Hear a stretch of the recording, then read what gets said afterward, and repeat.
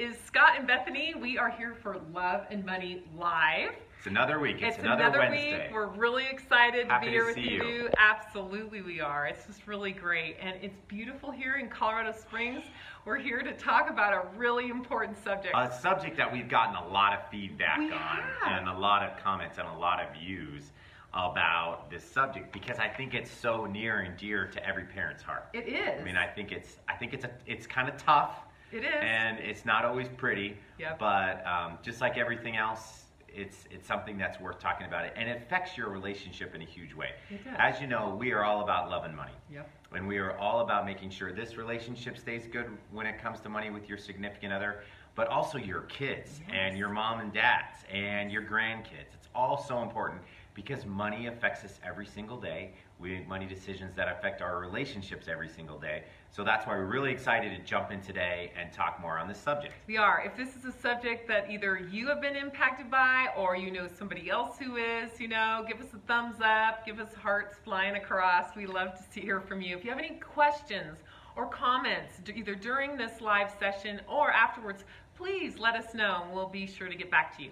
All right, so first of all, we just want to start off with an interesting statistic, and this is one of the reasons why we hear people ask us questions about it all the time, but in addition to that, there's also some interesting statistics showing how important this is, and here it is. It says, a nationwide trend shows that over two-thirds of parents over the age of 50, all right, have financially supported a child older than 21 in the last 5 years.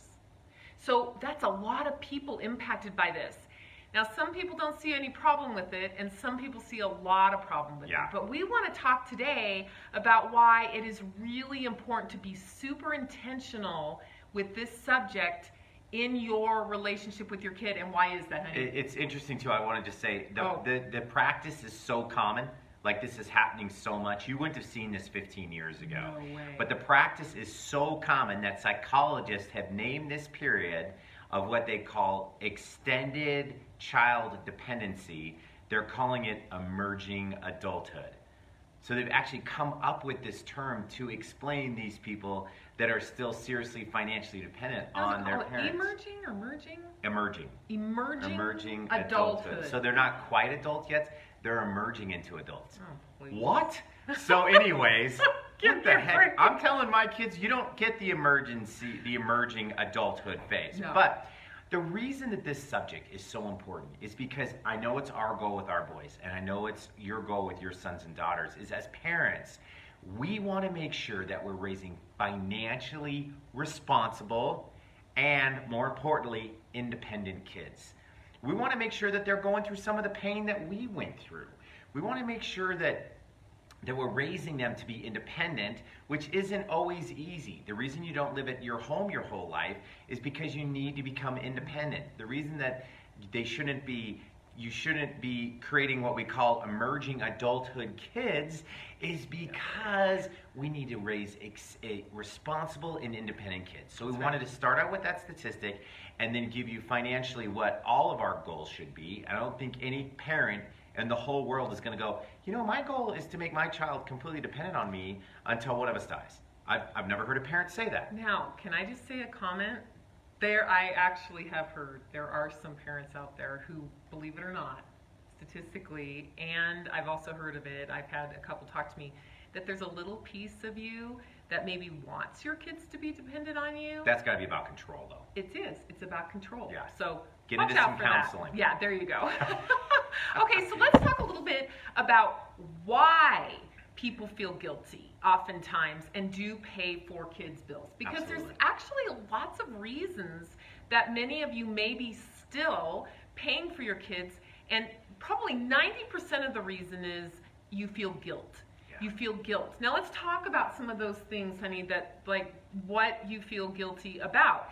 Maybe you got married again and you have another family with some other kids and you didn't pay as much attention to these kids, so you feel like, well, if I give them the money and I support them, then I'll feel better. But remember, we want that financially independent kids. So it's not about you. It's not about us. It's about our kids and what's best for them.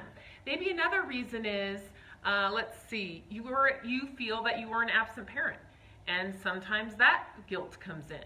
maybe you don't quite think that they're prepared for adulthood, and that's you're your taking opinion. that on. And you're Meaning taking you're that. blaming yourself. Yes. I should have done a better job. Yes. I should have Preparing them. had Good point. the 5 money conversations to have with your kids at every age and stage, written by the money couple. You didn't have that book. If you would have had your book, you probably wouldn't even be watching That's right exactly now because right. it wouldn't even be an issue. That's right. But pick that book up. It's awesome. Yes. But, I mean, that's so true. So Yes. many parents like, well, I never talked to them about budgeting.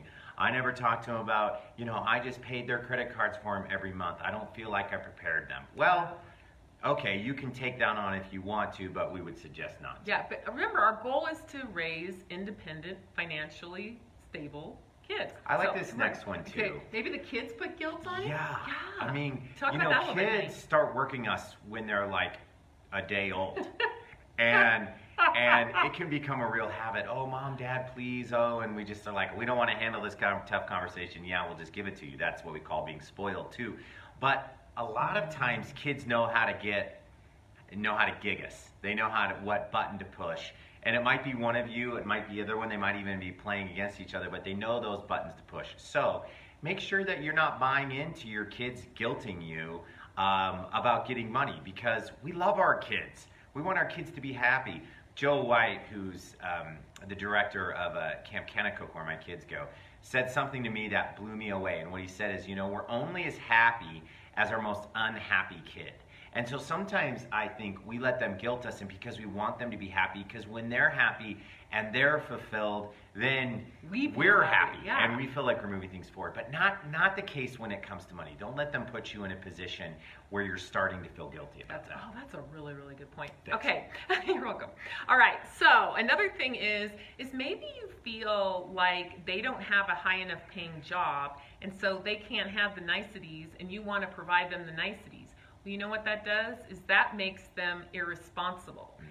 And sometimes, especially, I notice this too with parents who want their kids to maybe be in ministry or something like that, and then they don't get paid very much, so then you're just handing them money, and you're like, well, they decided they want to work in this kind of job, so I need to give them more. Well, you know what? They're not going to be responsible if you are giving them money. They have no motivation to then get a job or to work up the ladder to get paid more if you are giving them money. I have a great example of this. I have some clients of mine, and their son and their daughter-in-law are both teachers. And so they do not make a lot of money. So they were sitting down with him. He's a great money manager. He's done an amazing job of saving his whole life. If he's watching right now, he'll know who I'm talking about. But they live out in Boston, and they started doing these clam bakes in the summer and these seafood bakes. Well, they make just two little entrepreneurs, school teachers, knowing that they're not going to be able to buy the house they want to or live the way they want to. Now they're making more in the summer with these clam bakes. They close it down in the summer because of tourists leave, and they go back to teaching. Awesome. I mean, what an awesome couple, because they have a passion for teaching, but guess what? They also need money to live the way they want to live and live at the degree they want to live. That's a perfect example of somebody that didn't have a high-paying job, that's not financially dependent on their parents, because they got entrepreneurial and they came up with a side business that takes care of their needs. And they won't want to do that if you as a parent are paying them on the side. Yeah. They won't have any motivation to do that. I know one teacher, we're talking about teachers here, one teacher, and he doesn't make enough, so he's going to get his real estate license and sell real estate in the summer. Okay. But that's great. But if his parents would pick up and pay money, he wouldn't have any, and then he doesn't feel good about themselves.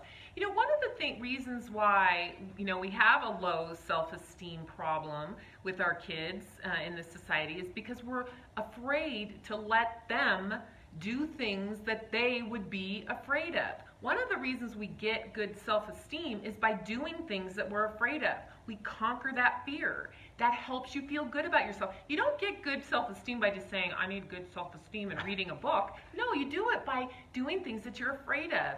And if we as parents don't help or encourage our kids to be financially independent and really responsible, they don't feel good about themselves, and then depression sets in. I mean, it is really all linked together, isn't it, honey? Absolutely. When your child has to dig themselves out of their hole, their own financial hole, they experience the pain. We don't want any of our kids to experience pain. But think about your life and think about, as parents, where did you learn the most? It was when you were in the most pain. Yeah. And so I know that's true with us, whether it's building 3 businesses, or whether it was with Bethany's cancer. It was in the worst times that we learned the most. And financially, that's kind of scary. It is Financially, scary. to put on your kids, that's kind of scary. But you know what? It's what you need to do to let them become, once again, financially independent and financially responsible. So I want to go over a list of stuff that you need to stop paying for. Now these, when we're talking about this, we're talking about kids that are either graduated from college or are working after high school. We're not talking about your 14-year-old. Yes. I get choked up when I think about my kids going to college because I have no idea how we're even going to afford it with the way these prices are going up. I get a little sad. So anyways, but let's talk about some of these things for those older kids you need to cut off. First one is cell phones. Yeah. This one drives me crazy because we all set up our cell phones on the family plans. Right. We all do it. I was talking to a client of mine. We were going through fixed expenses, and I noticed that their cell phone was about $209 a month for just the 2 of them. And I'm like, what do you guys like have 900 billion gigabytes? I mean, what are you doing? Are you downloading movies every 30 minutes? Well, no, we've still got all 3 of our kids on. Well, their youngest kid was 32 years old. I was like, what? Get them off. Let them go get their own plans. They can keep the number. They can switch. They need to do that. Cell phones. Get your kid off the cell phone bill. Car insurance. Same thing. We're a bundle society. We bundle everything. I can't wait to get Cole off my car insurance. And as soon as he graduates college, you're on your own, buddy. You can come under me, under USAA, Oh, but we you're warn getting them your own now. policy. If you have young kids, start warning them when they're young. Yeah. Just so you know, I'm not going to be paying for some of these things. Absolutely. All right. Rent and housing. If they're living in your basement, they need to be paying rent. They shouldn't be living there anyways, but if they are living in your basement, they need to be paying rent as much as if they had their own place. Absolutely. So if you're in a 5,000 square foot home that took you 20, 30 years to afford, and your child is living in the basement in 1,100 square feet, go look at apartments, see how much an 11 square foot apartment is. If that's $1,100, that's their new bill. They have to start paying if they're living in your basement. They're not your problem. They should be a source of income, but you pay the mortgage down Oh, and a little lot of faster. parents are like, well, they're living in our basement in order for them to save for a house. Okay, 1 or 2 months, fine. But we hear of things where they're living in houses for a year, 2 years, that kind of thing. No. It's okay for the That's- transition, Yeah, but not the no. long term. That's not, again, our goal. Remember the goal, that's important. We want to raise financially responsible and independent kids. And if they're depending on you for those kind of financial things, then they don't get the rewards of feeling good about themselves and being responsible. All right. Absolutely. Car payments. Yep. Okay. If your child is through his educational process or working full-time after high school, they need to pick up their own car payments. Right. The reason we think this is important is because the first thing is going to allow them to establish good credit. Right. Hence, financially responsible and financially independent. Help them create great credit with their own car payment. Put the car in their name, let them make the payments, and watch their credit score start getting built because they're going to need that good credit score when they go to buy their first house. That's right. If they've lived in your basement and Yep. never paid rent, Not good. and you paid their car, their cell phone, and everything else, and they have no credit, well, they're never going to get that house. Let them take the car payment over. That's extremely important. That's right. And their credit cards. Right. I put car payments and credit cards in the same category. If they have a credit card, stop paying that credit card. Stop paying the minimum. Put it in their name. It's in their responsibility. Student loans. Now, I have known some families that have made an agreement with their kids to pay back their kids' student loans. But I know in my case, And my mine. student and Bethany's case, our student loans were our responsibility. And guess what that did? It built great credit. It put us in our house today because it took us, once we got married, we only paid another 3 years and our student loans were gone. It was awesome. It was a great experience for us, and it definitely was not up to my mom and dad to pay my student loan. So unless you've made an agreement with your child that if you said, hey, we're going to take student loans out, but we'll pay those, well, then those are on you. But when they get out of college, I took my student loans out to help took me. mine. She took hers to help hers. Those were our responsibility. Please don't pay those for your And kids. you know what? Actually, in retrospect, I'm so glad I did pay those. I appreciate my degree so much more because I actually had a financial commitment to it. Wouldn't you say? That's really important. And we got out in 4 years. Yep. Because it was like, I don't want to go. I don't want more. I didn't really at the More time debt. want to get my MBA. I just want to get out of school and start working because I had been there for 4 years and accrued some pretty good debt and wanted to get out and keep working, start working. So, and I didn't move back into mom and dad's house Right. after college. I moved into this little flea-infested apartment, which I thought was the coolest thing in the world because it was mine. Right. And See, that's the other thing. They'll feel so good about themselves if they get their own place. I mean, the first place I lived, you know, I had roommates. One place I lived, it was a 2-bedroom. There were 4 of us living in there. We had literally mattresses on the floor. that was in Santa Barbara. Yeah, that was in Santa Barbara. That's but pretty cool. It was it's so a pretty cool location. It was such a cool location. But my parents could have said, "Oh, well, you know, we don't want you to sleep on the floor.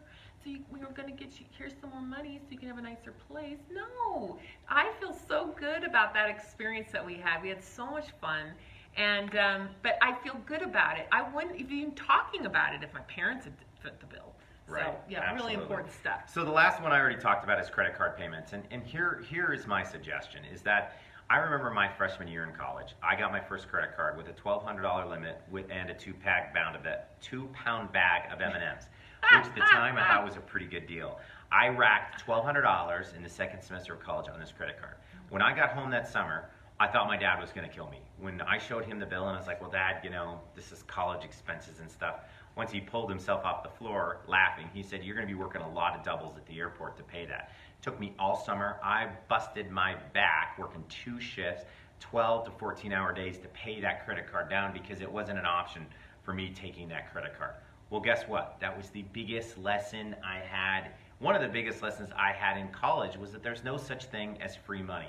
So let your kids get actively involved. Show them, if they're in high school, in middle school now, show them how interest works. We're working with this with Cole and Kate. Show them how credit cards work and how much you're paying in interest and how to live off their Visa debit card off their own checking account now so that you're not paying for it later. We really encourage you to go over, if you do have younger kids, to start going over the bills with them so they can see. So for example, the cell phone bill, I go over that with Cole and Kate so they can see how much data they're using so we can make sure as a family we stay below our limit. And I have one son that's using way more data than the other, so I'm like, that'd be Cole. Yeah, exactly. Hi, Cole. Not Kate.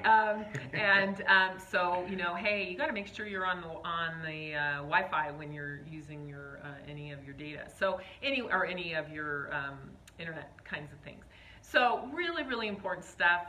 We have a wonderful book, The 5 Money Conversations to Have with Your Kids at Every Age and Stage. It's kind of like your Bible for parenting. Conversations that you have with a 5 to an 11-year-old, 5 to 12-year-old, 13 to 17-year-old, and 18 to 25. So be sure to pick up a copy of that. It's a great, great read and awesome. Learn your kids' money personalities, super important. And you know, lastly, we want to leave you with how do you start to have these conversations with your kids. We can't suggest you start having them early enough. As early as young, 10, 11, 9, that kind of age, you know, just so you know, mommy and daddy aren't going to pay for things when you're older. That kind of thing. But if you are in the situation where you are paying for some of these expenses now, you feel guilty, you know you shouldn't feel guilty, you want to raise a financially responsible adult, then warn them. So for example, they're living in your house, just so you know, not appropriate that you live at home anymore. So I want to give you 2 months. You find a place. You'll probably have to get roommates, but I believe in you enough that you can make it happen. Kids need to know that we as parents believe in them and we know that they can do it. So you encourage them, you say, "I know you can do it, but just so you know, we've got a deadline now." And if you've got a cell phone that you're still paying, if you've got insurance you're still paying, warn them. Don't just say, "Now you're going to," but warn them and bring it on slowly. Tonight at dinner, don't say, "Hey, we were listening to the Money Couple and you're cut off." They're going to hate us. They're going to hate us. We'll get hate mail. And they'll hate you. And they'll hate you at the time. But I love what you said. If you've got a child living in your basement, and let's say they're out of college and they're just getting their first job, just give them 2 months warning. Yeah. Say, "Hey, 2 months from today, you need to be moving into a new location. And I'm happy to drive around with you on Saturday and check apartments out. I'm glad to do this, or the other." But make sure that they know the exact time. And make sure that they know that there's a timing. Hey, in 2 months from now, you're going to start picking up your own cell phone. Hey, in 2 months from now, that car payment's going in your name so we can start building you a great credit opportunity. So I just love doing it over time. Maybe you're not 2 months, maybe you're a month, or maybe you're 3 months. But once you set that date, boy, you can't, you got to stick to it. Like smell on a flower. You got to stick to it. So you're going to do great. You guys are awesome parents. We're all doing the best we can. these two parents included. There's a couple people that made comments. Thank you, Trisha, Carly. Carly, Thank you, Trisha. so great to have you all with us. Mike was on earlier Yep. and gave us one of these. Oh, so nice. thank you guys so much. We hope Yep. this was helpful. We're in this parenting thing with you. We're not perfect, but we're trying to raise these responsible and we're trying to raise independent children together. Okay, one last shout out for all of you here in Colorado Springs. If you are here, Colorado Springs has a drive going on for school supplies. So KRDO, I was just notified, KRDO has 11 Cares back to school supply drive. And you can buy some supplies, bring them down for underprivileged kids. So go ahead and help that out. We know now is the time that a lot of you are buying supplies. Pick up a few extra, look them up, bring the supplies down there and help some underprivileged kids. We want to make sure that we did a shout out for that Thank you, today. Channel 11, for doing that. Absolutely. You guys are amazing. You guys are great. So all that is to say, we're here. We want to support you. Come to visit us at themoneycouple.com. Got lots of great resources for you as parents. Take your money personality assessment and get that blueprint. You're going to love it. Absolutely. So we're going to end today, as always, as Make It Happen.